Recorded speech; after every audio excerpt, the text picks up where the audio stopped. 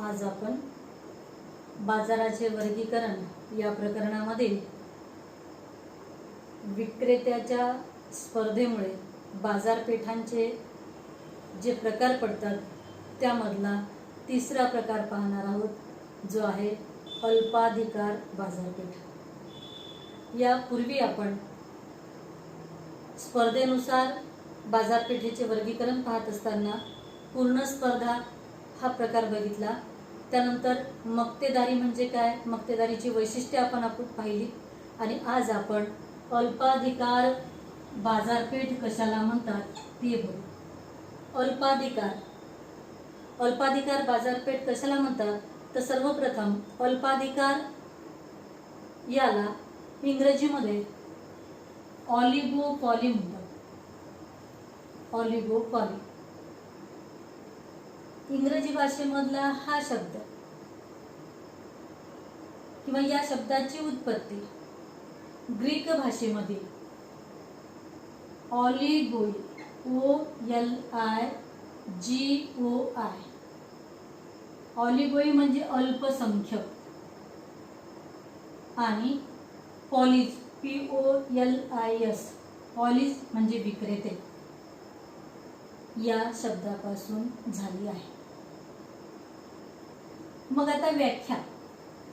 अल्पाधिकार बाजारपेठ म्हणजे अशी बाजारपेठ की ज्या बाजारपेठेमध्ये काही विक्रेते असतात। फरक लक्षात ठेवायचा आहे। पूर्ण स्पर्धेमध्ये असंख्य विक्रेते असतात, मक्तेदारीमध्ये एकच विक्रेता असतो आणि आता इथे आपण जी अल्पाधिकार बाजारपेठ पाहत आहोत तर या अल्पाधिकार बाजारपेठेमध्ये विक्रेते एकही नसतो किंवा असंख्यही नसतात, तर काही विक्रेते असतात। म्हणून व्याख्या करताना अल्पाधिकार बाजारपेठ म्हणजे अशी बाजारपेठ की ज्यामध्ये काही विक्रेते असतात आणि जे एकजिन्सी किंवा विभेदित वस्तूंचे उत्पादन करतात। एकजिन्सी किंवा विभेदित वस्तूंचे उत्पादन करतात। उदाहरणार्थ मोबाईल सेवा पुरविणारे किंवा सिमेंट उद्योग, हे जे व्यवसाय आहेत हे येतात अल्पाधिकार बाजारपेठेमध्ये। काय पाहिलं आपण, अल्पाधिकार बाजारपेठेला इंग्रजीमध्ये ऑलिगोपॉली म्हणतात। या इंग्रजी भाषेमधील या शब्दाची उत्पत्ती ग्रीक शब्द ऑलिगोई म्हणजे अल्पसंख्यक, शब्दाचं स्पेलिंग लक्षात ठेवायचं आहे OLIGOI म्हणजे अल्पसंख्य आणि पॉलिस POLIS म्हणजे विक्रेते। म्हणजे अल्पाधिकार बाजारपेठ अशी बाजारपेठ असते की ज्या बाजारपेठेमध्ये काही विक्रेते असतात, काही विक्रेते असतात आणि जे एकजिन्सी किंवा विभेदित वस्तूंचे उत्पादन करतात। उदाहरणार्थ मोबाईल सेवा पुरवणारे।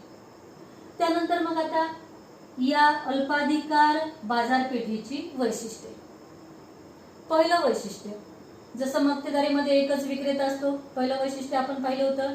पूर्ण स्पर्धेमध्ये असंख्य विक्रेते असतात, हे पहिलं वैशिष्ट्य पाहिलं होतं। त्याचप्रमाणे अल्पाधिकार बाजारपेठेचं पहिलं वैशिष्ट्य आहे काही विक्रेते, जे आपण व्याख्येमध्येच म्हटलेलं आहे काही विक्रेते। तर इथे आपण वैशिष्ट्यामध्ये पहिलं वैशिष्ट्य पाहतात काही विक्रेते।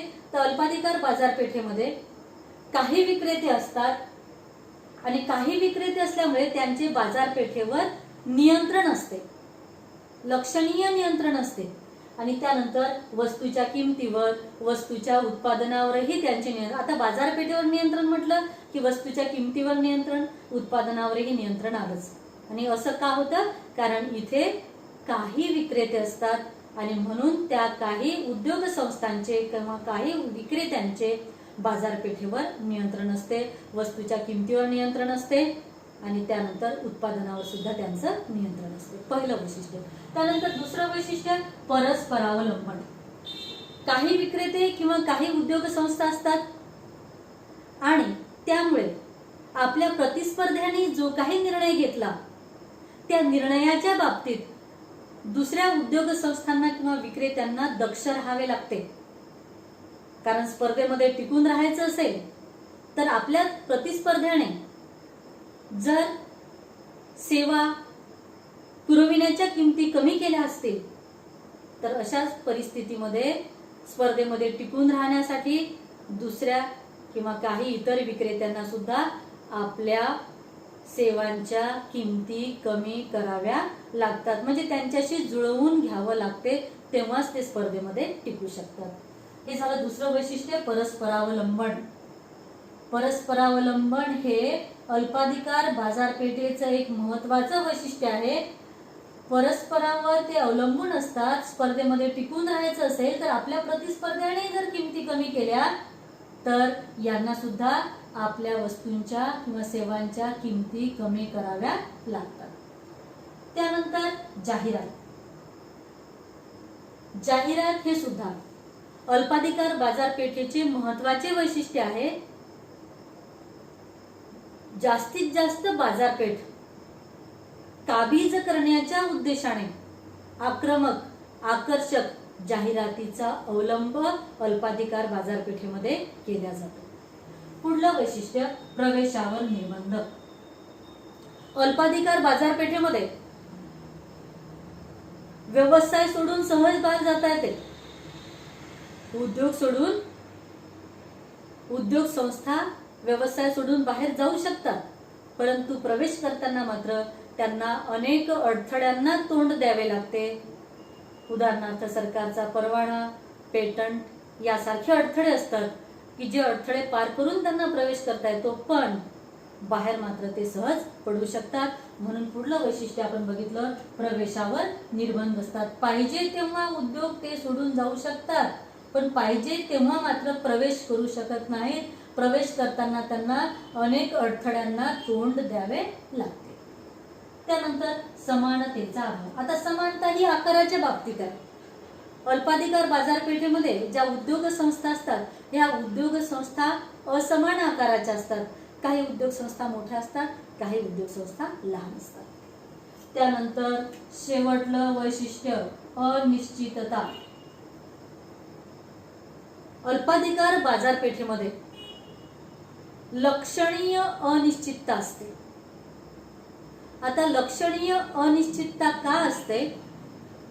कारण या बाजारपेठेमध्ये जे काही विक्रेते किंवा उद्योग संस्था असतात त्यांचं वर्तन हे विभिन्न प्रकारचं असते।